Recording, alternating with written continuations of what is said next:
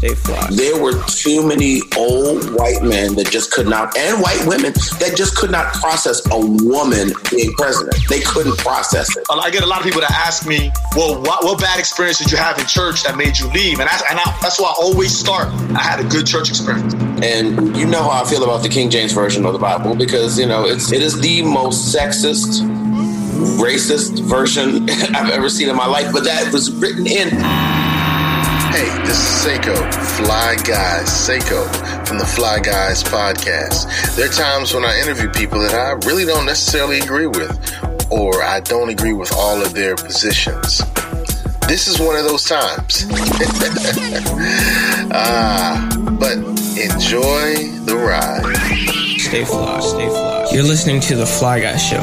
They do everything on the fly and in such a fly manner. Stay fly, stay fly, stay fly, stay fly. All that party. The views expressed on the Fly Guy podcast by the guests of the Fly Guy podcast are only the views of the guests, unless we say we agree, unless explicitly stated. Hey, this is Ernie Thomas here on the Bold School Podcast. You're listening to Psycho Vonner's Fly Guy Podcast. Support, like, subscribe, and share. He's saying some good things. Share it. Don't keep it to yourself. All right, welcome to the Fly Guys Podcast. I'm with one of the flyest guys I know. Oh, thank you, man. Thank you.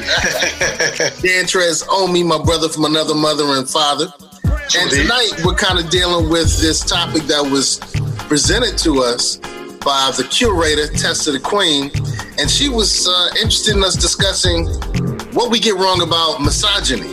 And if I'm correct, you like the concept of this article, but you don't like the main character in the article, the person who was being interviewed.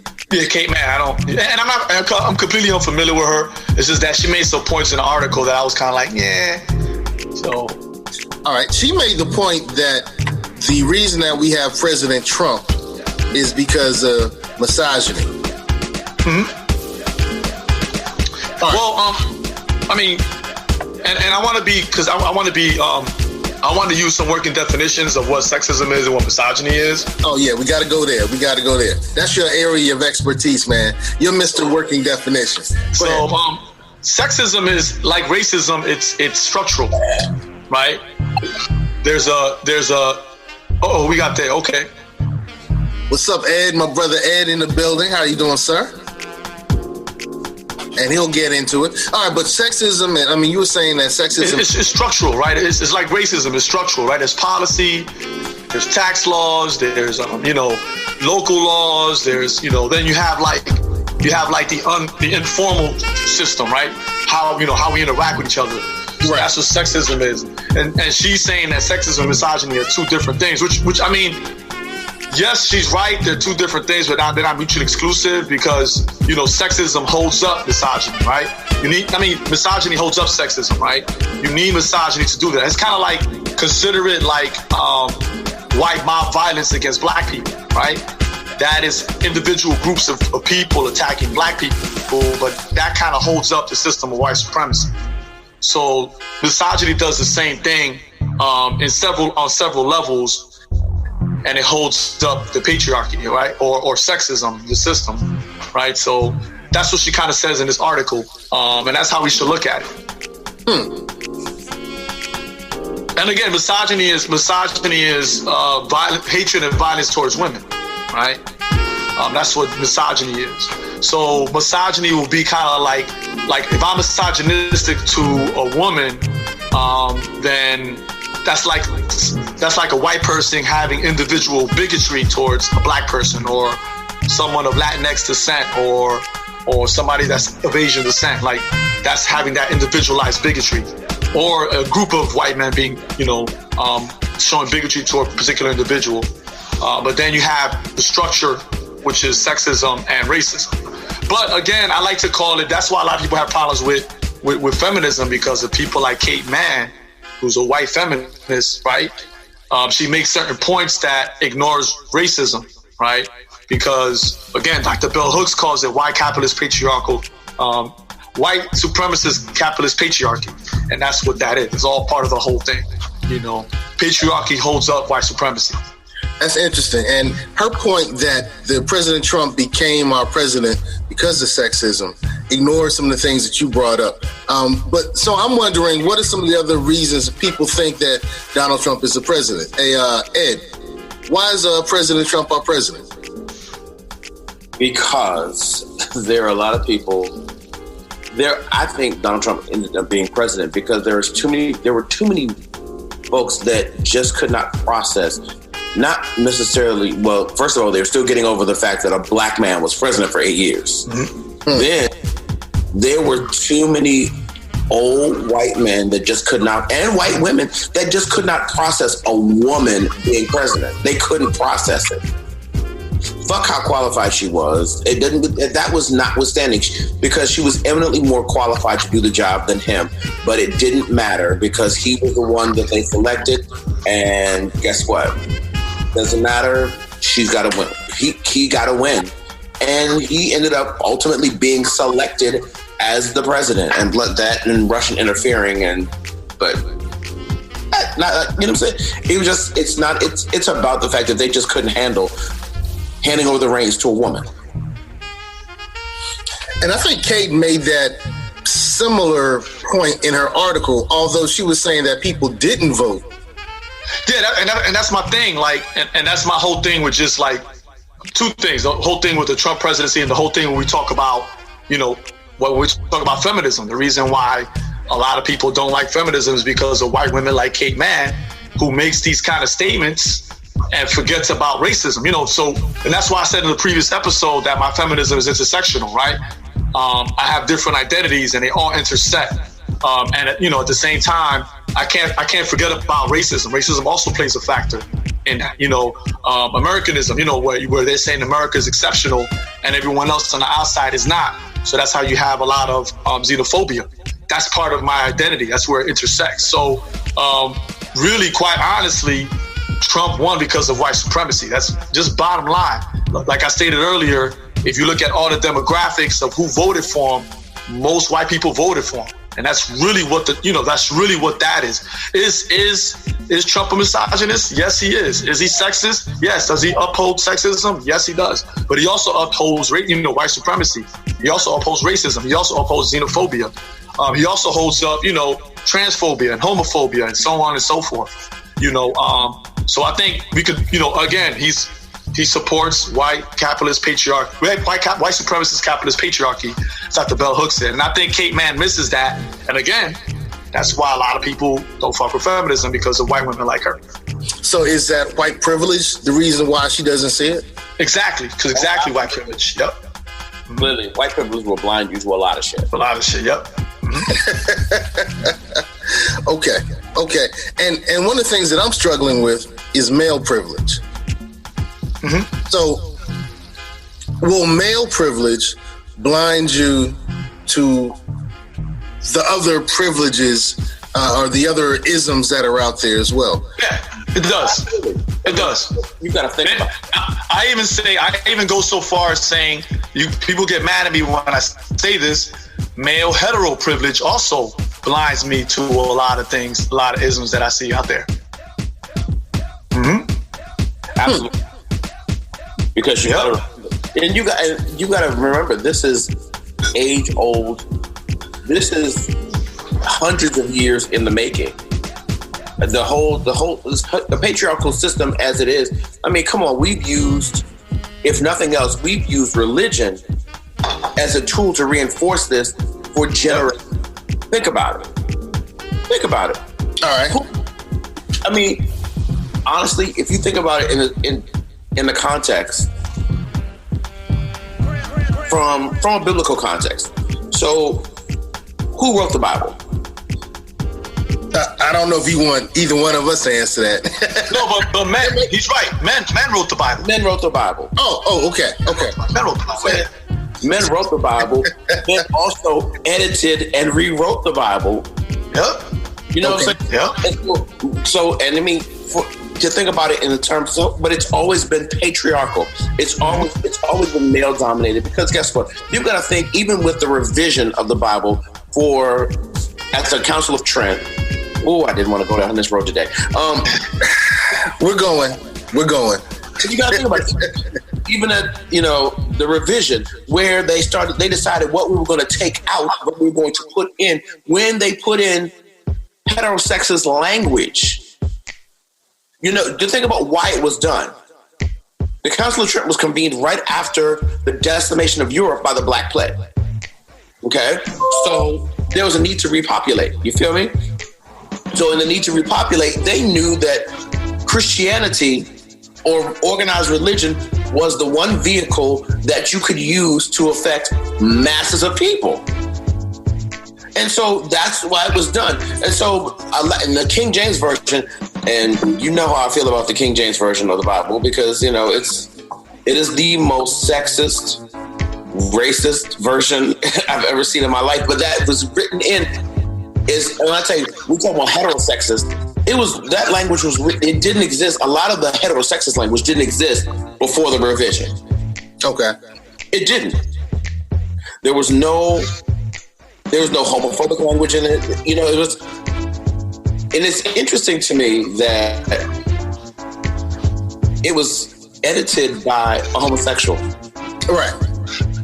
Because St. Augustine he's fag. Sorry, I hate that word. I hate the word, but see, he was a homosexual. Think about it. He was a homosexual, and it was named for King James. Who was? Good and homosexual. So, how ironic is that? But yet, this is the same. I'm sorry. I'm distracted because my dogs are back here one is snoring and one is having a whole moment back here behind me. Go to that! All right. Sorry.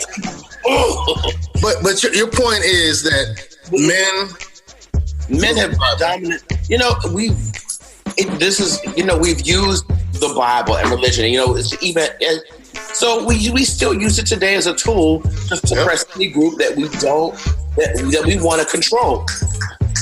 So are we unwittingly following along with these constructs? And you're saying that these constructs were set up by people specifically to stop certain things.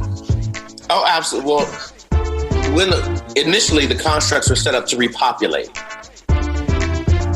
And they were set up to repopulate Europe. You think about it. And in as much, the constructs that they set up they were very countercultural to what was going on in Rome. If you think about Rome as a society versus the Roman Catholic Church, when they talk about, man shall not lie with man, blah, blah, blah. When they broke the heterosexist language in, it was very counterintuitive to what was already going on in Rome. Hence the Roman bath. Well, most cultures pre-Christianity were polytheist. And polytheist religions were usually open to, the LGBT community. Right. They had women that were priests. They had women that ran cult houses. So you're very right in that response. And that response to when they put that all together, that was like a backlash to get rid of all that stuff. Exactly. So for them to convert people, they had to say these are the things that you can't do anymore. And that's why Christianity was used as a tool of imperialism, really, around the world. So, right. and that's up till modern times. Right. And so when I look, for instance, the three of us, we were all raised to some degree with a heavy involvement in churches. Yes. I think, Dan, you and I were both involved with churches that had a liberation theology. I'm not so sure about you, Ed. But so are you saying that those constructs that were developed thousands of years ago frame the way that we interact with the world, and those framings kind of unwittingly force us to institute and continue misogynistic activity? I want to say real quick that yes, to answer your question, yes. But in modern times, what we do is a lot of us cling to these ideas, even though there's evidence to prove that they're wrong. Right, because they're comfortable. So unwittingly, maybe I'll say 50 years ago we did it unwittingly, right? But now with information now and all the stuff that we have access to, we're clinging to a lot of these ideas when the evidence is opposite of what we're supposed to be following. Because they're comfortable, the ideas are comfortable, and heaven forbid you actually have to let let some of this stuff go and be informed. Exactly. You're right. You're right. Very right. What are some of the things that people are letting go of now? Well, I know a good example was, a lot of people are leaving the church. That's I don't know if that's good or bad. For a lot of us, it's good. For a lot of us, it's good. A lot of us are leaving the church. A lot of us are finding refuge in polytheistic religions, right? Some of us are going back to the religions of our ancestors, pre-colonialism. So you see a resurgence in, the Yoruba tradition, the Kumi, the Legwa traditions. You see a lot of people going back to that. You see people going back to their native, their native First Nation religions. People are moving back to that. I see a big resurgence in that. The last 20 years, I saw a lot of people returning to those ideas. Or some people who are just saying, I'm not part of any formal religion, and I'm spiritual. And it allows them to be open, particularly members of the LGBT community, women. They find safety in a lot of these spaces. So I think that's that's an advantage of letting go of some of these ideas. And then I'm finding more and more churches, and I'm an atheist who say that, but I'm finding more and more churches because of my community work where they're open to members of the LGBT community. They have women who are leaders in their congregation, or women that are in charge of certain things that usually men were in charge of. So I'm seeing that happen a lot because they're letting go of some of these ideas, some of these old, quote unquote, old traditions. I was in church today, this afternoon, and the presiding minister was speaking about how people are reducing their activities with the church. Mm-hmm. And the church is truly struggling with that.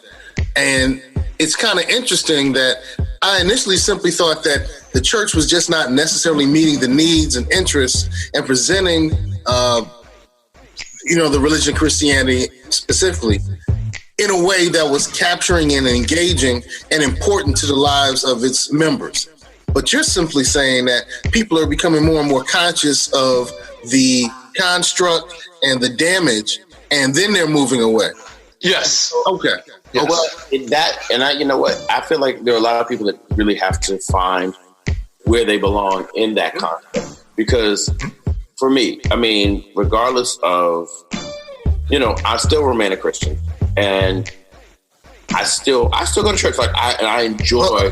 Hold on, say that you're a what? No, I'm a Christian. But you used a term before that. Did you say romantic Christian? No. No, so I remain a Christian. You said yeah. Okay. Despite the fact that I was like, I didn't know about that. Where they do that at? Okay. Is that why they say I'm in love with Jesus? Okay.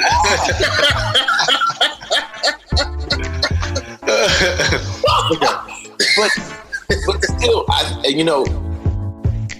I think it's a matter of faith, and because I don't let anyone dictate what my relationship with God is, and I don't. And even right down to the book, because I will refute what's in the book. Because you know what? Because I feel like for me, if the breath of God does not breathe life into the pages or into the words that are coming from the book, then the book is pointless. You hear me, then it just really is a collection of stories that have been handled one too many times by men. I always refer folks, when it comes to the LGBT community, I always refer them back to the pre-Augustinian translations, or the additions prior to that. I was like, if you can show me where this homophobic or this misogynistic language exists in the original Orthodox Greek or Hebrew translations, then I'll push your ass and bark at the moon. But otherwise, I'm not doing it, because you can't tell me. And I told him, I said, and it's interesting about the things, the homosexual language that they left in the Bible. And I refer them back to Jonathan and David, which is one of the best gay love stories I've ever heard. And it's right in the book. Read it. It's in the book. Look up Jonathan and David. It's in the book. Or Ruth and Naomi. My God, those are the best lesbian love vows I've ever heard. Are you kidding? Where you go, I will well, where you lie, I will lie. Your people will be my people, and we shall be together forever. Oh, honey, that's good stuff. Well, now, is church hurt? And I'm not going to refute that. I'm not sure how to respond to that. Maybe that's my hetero privilege. I don't know. And then I always ask about, and even in that, when you talk about interpreters, so when you go to Leviticus and you talk about, this, I like, when you start talking about, when it talks about that whole man shall not lie with man, it is an abomination. But what you forget is I need you to read the entire, don't cherry pick, read the entire chapter. There's a whole list of amoral, just terrible ass shit. You're not supposed to sleep with your incest. You're not supposed to sleep with pedophilia. It's a whole bunch of shit that people will forgive readily. Tattoos is one of those in Leviticus. Oh, probably, yeah. Yeah. So I figured this. So, and that's my thing. I'm like, I figure at this point, I'm going to hell anyway. So, church hurt. Did you feel any levels of church? We use the term church hurt, and that's when a person has had a negative experience related to their church experience. And I've noticed that a lot of the people who are starting to look towards some of the indigenous belief systems and traditions and cultures, and those who are moving towards, like Danny, becoming atheists, or I can't think of the word before atheist. Like, agnostic? Agnostic, yeah. It's like you sort of, okay, yeah. So I've noticed that a lot of people who've been church hurt have moved towards those type of living experiences. And I'm wondering if the hurt that they experienced was because we were proclamating sexist, racist, homophobic constructs that were taught to us. Absolutely. I feel like in a lot of situations, that is exactly what has happened. I just feel myself blessed and very fortunate that I grew up in a family and in a church family that embraced, that was really living the model of open doors, open hearts, and did not. And that, in fact, I think some of them were scared of my mama, so nobody said no stupid shit. I was scared of your mom too. Okay. I was just gonna say, if I could jump in, and I speak for somebody who's in one atheist organization, and then I'm also like in a free thinking, they call themselves free thinker organization of color online. From what I've gathered, two things: the people that make up those groups are either former lay leaders. Most of them are former lay leaders. They were like ministers, pastors, whatever, from different faiths, Christian faiths. And then the rest are, they were actually not even, they're like myself. They didn't have a bad experience. They just studied the books a lot and came with the conclusion that it doesn't hold any water. What I've noticed, what I've experienced is that most people who suffer church hurt actually remain in the church. Just like most people in abusive relationships actually stay in those abusive relationships. So that's what I've experienced. I've made in those organizations, I may have ran into maybe one or two people. And this one organization is nationwide. And then one group that I'm in, we go to a lot of regional conferences. And we meet people from all over the country and all over the world. And I'm going to say 9.9 out of 10 times, most of those people had pretty good church experiences.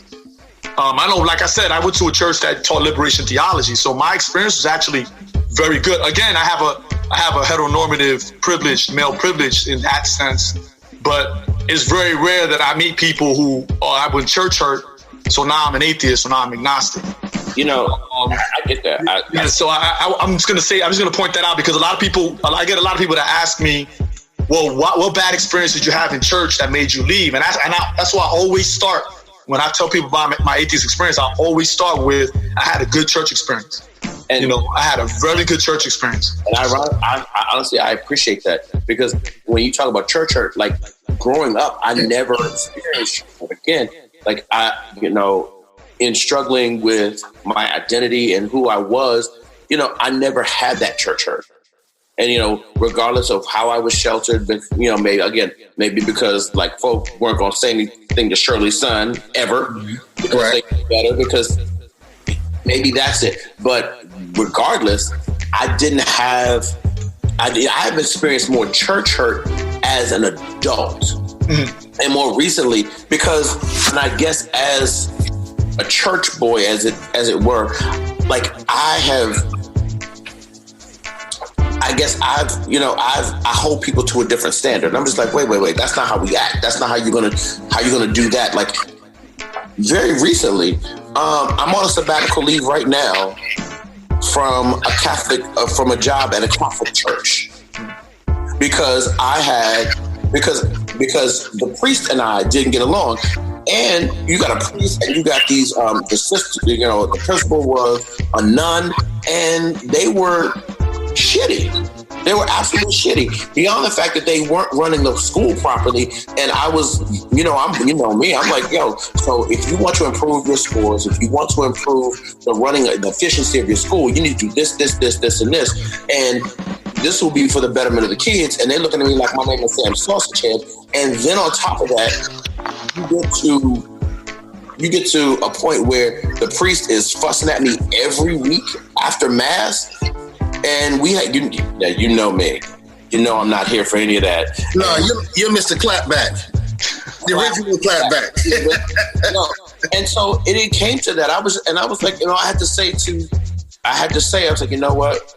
I'm tired of, I got my friends, I got my brother on like standby because you got one more time. And I was like, nigga, you got one more time and I'm gonna need bail money.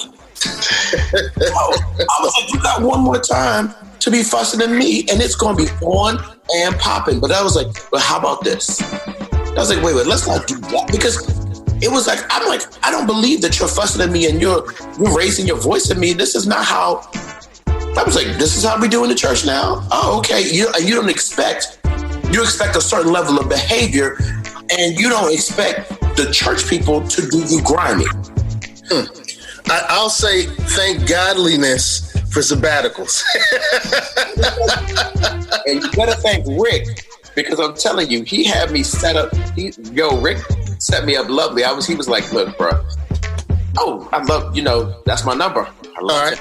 Because guess what? Because he set me up years ago. He's like, he put me on the right pieces of paper. So he was like, look, so if this goes down, all you have to do is say this and you'll get out. I told all my folks, I'm like, look, just come to this precinct, call Ricky, and he's gonna tell him that I'm off my meds and the dude hit a trigger and they're gonna let me go. You don't need no bail money, just come get me. They won't release me to me, but just salute to Hampton University. So we deal with all this, but misogyny versus sexism, and so there is layers to this. And I really truly appreciate having Dan Trez on me with us because he kind of breaks a lot of this down. Oh, misogyny, yeah, you're right. I mean, he's right. So misogyny, sexism is, that's how we act and how we think and our constructs. And we're like, okay, and so. That's I view it as sexism is our slant or our perspective on how we deal. But then misogyny, you're right, misogyny becomes a whole nother thing where it's almost abusive and it's, and it's detrimental. And you actually set up systems in place where like, okay, so it's institutionalized sexism is what it is. Mm-hmm. It is, like when you does it still exist the way? Does it still exist? I mean, when you look at the schools, is misogyny still the rule of the day? When you look at the courts, is it still the rule of the day? Now, I know when we deal with some, governmental stuff, and we deal with some of the policies that deal with healthcare, you guys have taught me that it's still the rule of the day. But where is it? Education. Let me tell you, Title IX only goes so far. Title IX goes for athletics. But case in point. So I know you've seen the article, and I should have sent it to you, about the South African runner who has testosterone levels, and they want her to take now the IOC, who is so anti-doping, wants her to take drugs to suppress her naturally occurring hormone levels. Mm-hmm. And you know what? Like, it's not her fault. She's not transitioning. Yep. She's not, this is how she grew up. This is naturally occurring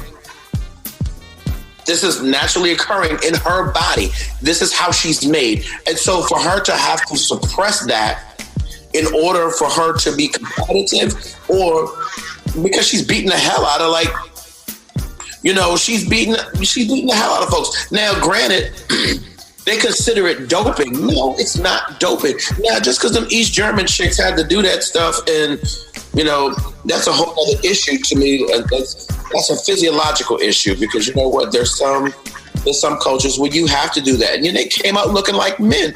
But what do you do with that? But yet, this I ain't doing nothing with that. The IOC is male run. So what happens? What happens if?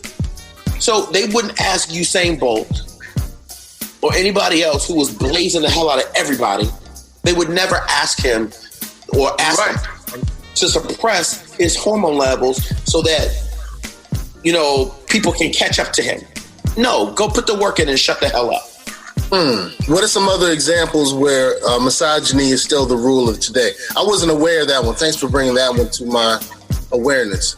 But what are some of the other things that where misogyny is rule of the day? Because I don't think that I necessarily, and I'm speaking for Joe Blow, the general public, I don't think Joe and Jane public, I tell you what, I don't think the public normally sees some of the things you guys are picking out unless conscious brothers like yourselves bring it to our awareness. So what are some other examples, Danny? Well, I was going to say, I know, again, misogyny is hatred and violence towards women. A good example is how we police women's bodies, right? And I remember we were having a discussion about, prom dresses, right? Here's an example of prom dresses, right? And I noticed that when people post pictures of their daughters, and two things, right? They'll post pictures of their daughters, and everybody has something to comment about the dresses she's wearing, right? But that's nothing. We never do that towards the boys, or the males, right? But we're always policing women's bodies. Oh, why are you letting her dress like that? Why is she dressing like that? We start sexualizing their bodies early, and that's misogyny. That is clearly misogyny. Or on the reverse side of that, you have pictures of dads posting pictures of their daughters, and then with their date, and the men have shotguns, or machine guns, and it's like, again, policing their daughters' bodies. They're doing it again, even though we don't look at it. We look at it as good parenting. We're actually policing women's bodies. That's a form of control of violence, over women's bodies, not letting them have agency over their own bodies. So that's something that we do all the time. I see it happen every year online. People make comments at the water cooler at work. We might say, "Oh, did you see so-and-so's daughter? She looked like a little thot." And this is like, why are you sexualizing her? She's going to the prom. Like, why are you doing that? It blows my mind, Having dealt with way too many prom seasons. This is what year? I'm going into year 25 as an educator. Having been through way too many proms, now there are some things that are just, first of all, and it's not even, I guess for me, looking at it as an educator and as a parent, it's not more so policing. It's just like some shit just ain't appropriate. Girl, you cannot go into this particular occasion. And I think it's a lack of us telling, it's not so much policing, but some things are just not in good taste. Some things. So at a high school prom, I had a young lady come in with a plastic dress on. She had this one. Yeah, and I can see that. Yeah, I can see that. I can say, for so many reasons. Well, right? You saying that she came with a hefty on? No. A clear. I hope she was skinny. No. Very shapely. She had on pasties. And a thong under said see-through dress. And so she had this cape that was, circa, reminiscent of Kathleen Battle with the hood. And it was very... Oh, wow. Okay. So she's walking through, and it's real cute. Like, okay, you're like, what's under the cape? And she's like, come here. And she's going in the bathroom, and she's the flashing, like, and we're like, oh, honey, you have to keep the cape on. You have to keep, or it's so funny. I remember my first year teaching, the guidance counselor's husband, he was standing out there with me. He was pointing out the LPCs. What's an LPC? A little pussy cover. What? Oh, wow. Sir, I was like, sir. But and then when you get to a middle school level and they have this little dance, baby, you should not look like, then it's not even about, sexualizing, but what you don't, what you allow your child to wear, some things are not age appropriate. I do not want to see my daughter out there looking like she's about to go on a stroll. Now, are you taking away her agency? No, you know what? Well, let me tell you something. There was one time I did say to Charmaine, I said, sweetie, we were going to, she was slightly busty. And you're talking about your daughter? Yeah. Okay. Yeah. And so when she was on her way out, we were on our way to Kings Dominion, and on our way to meet the folks, she had on this real small shirt, and I said, go back in and change. And she looked at me, I said, no. I said, let me tell you why. I said, I have on a small shirt because I go to the gym every damn day and I want people to look. And so but the deal is, I'm not going to get upset when people look. When the wrong person looks, I'm not going to get upset about it. I'm just going to be like, oh, well, too bad. I said, however, you are going to make this day harder for me, because when the wrong little boy looks at your breasts, which are now on full display, guess what? You're going to come to me and you want me to then police them looking at you. No. So but then shouldn't we? And I'm not saying you. I have 3 sons. I have 1 daughter and 3 sons. Shouldn't me as a parent tell my sons that, hey, just because you see a young woman with her stuff out doesn't mean you can say stuff out your mouth. Doesn't mean that you could, touch her without consent. Absolutely. Doesn't mean that you could, whatever. And I think, and that's what I mean. Like that's where I mean. Like we need to tell our young boys, hey, because she's dressed like that doesn't mean that you have the right to say or do what you want. And men too, and young men, and men our age, So we need to do that as well. And you're right. That's the other half of the conversation. And so what you say, and so the conversation with my sons is, what you're not going to do is this right here. And no, and even with students, like, you don't have the right. I don't care if she, is her name, if she's coming out here like Tatiana, that's her business. However, you don't have the right, sir, to say to her, you don't have the right to touch her. You don't have the right to say anything inappropriate to her. That's a whole nother conversation. And so, that's not how you do that. I mean, it's about being respectful and, and teaching them to be respectful. And so it still exists. You're right. You have women having agency, but I'm just like, that I call it that lack of, even with agency, there's a whole level of home training. Oh, I agree. I agree 100%. Because ultimately I'm the parent, I'm the one that buys the outfit. So when I see them like that in middle school, because I taught middle school, I was like, well, I know mom and dad bought that. Why they I need to talk to them. You know what I'm saying? So, yeah. Well, you know what? We have 4 minutes left. What are some other examples? And I appreciate you telling us about the Tatiana in the hefty dress. That's... I'm just glad she wasn't a hefty in the hefty.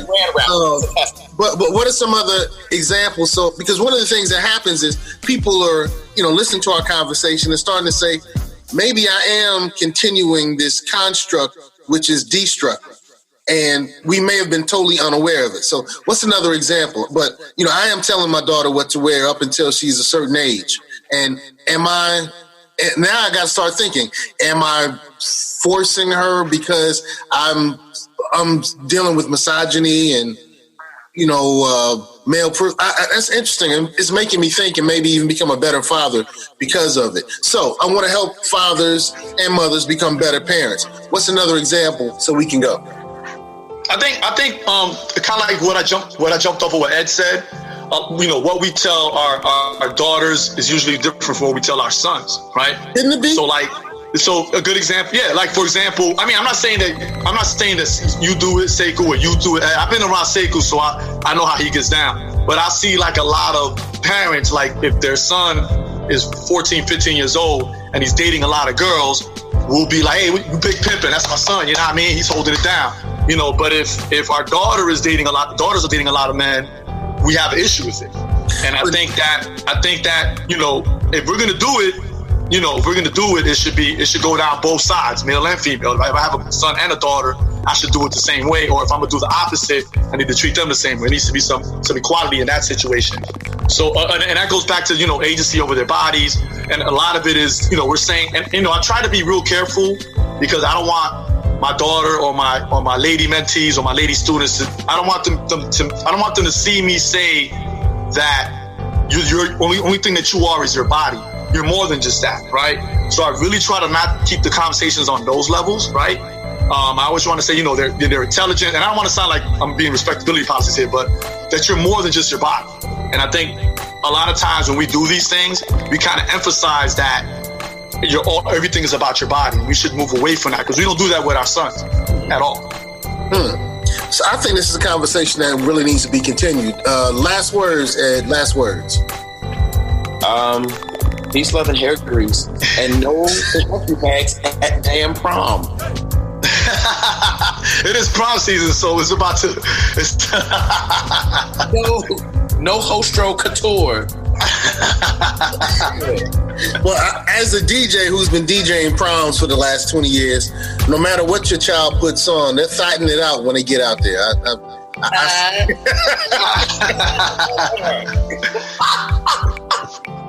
Dan Tress, where should we go with this information, bro? I'm going to say this. I'm just like Kevin Powell says, I am a recovering misogynist, right?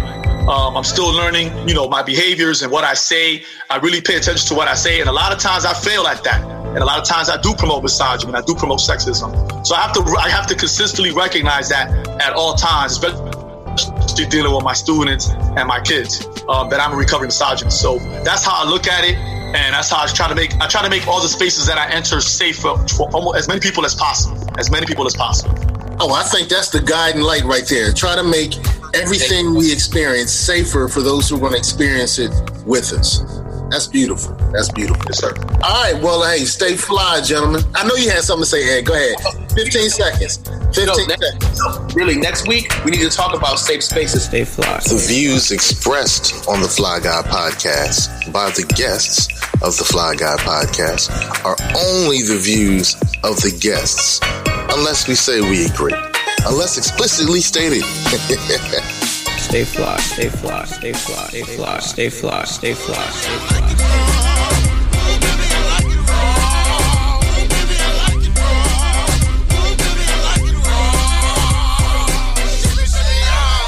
Stay conscious. Stay fly.